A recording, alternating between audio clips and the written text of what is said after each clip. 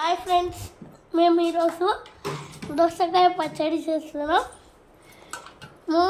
అక్కడ మా అమ్మ కూస్తుంది, ఇట్లా కోసుకో. దోసకాయ పచ్చడి కోసం అప్పుడప్పుడే అల్లం వెల్లిపాయ పేస్ట్ దంచుకుంటున్నాం. అల్లం వెల్లిపాయలు ఇక్కడ వచ్చేసి అల్లం వెల్లిపాయలు ఇట్లా పచ్చగా దంచుకున్నాం. ఆవాలు, మెంతులు, జీలకర్ర వేగాయి కదా, ఇందులో ఇప్పుడు ఎల్లిపాయలు వేసుకున్నాం. ఆయిల్ కొంచెం దోసకాయలు కారం పొడి ఈ బౌల్తో వేసుకున్నాం 2 kgs.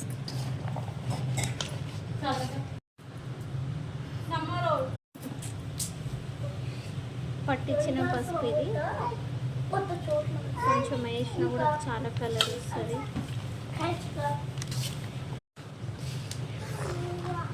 కారం ఒకటే వేసి కలుపుతుంది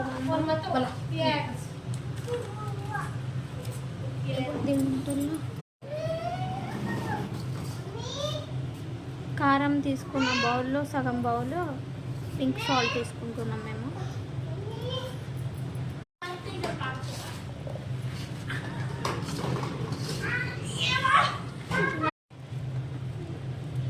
దంచుకున్న అల్లం వెల్లిపాయ పేస్ట్,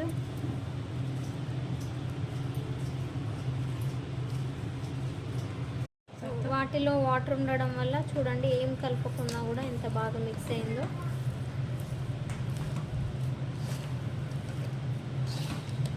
వేయకుండా కూడా చూడండి ఎంత బాగా మిక్స్ అయిందో దోసకాయ పచ్చడికి.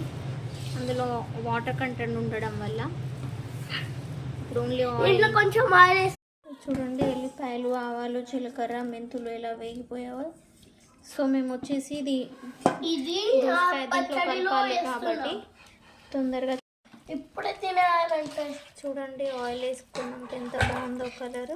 ఇప్పుడే తినేసి నెయ్యి వేసుకొని తినేయాలి. దోసకాయ పచ్చడి వేసుకొని తింటే చాలా బాగుంటుంది. దాంట్లోకి నూనె వేసినాక బాగా కలుపుకోండి.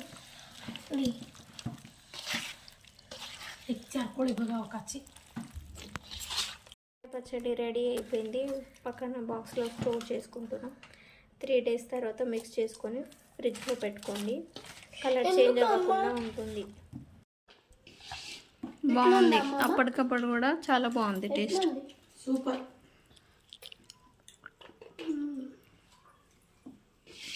ఇది నా కోసం, ఇది మా కోసం, ఇది మా అమ్మమ్మ కోసం.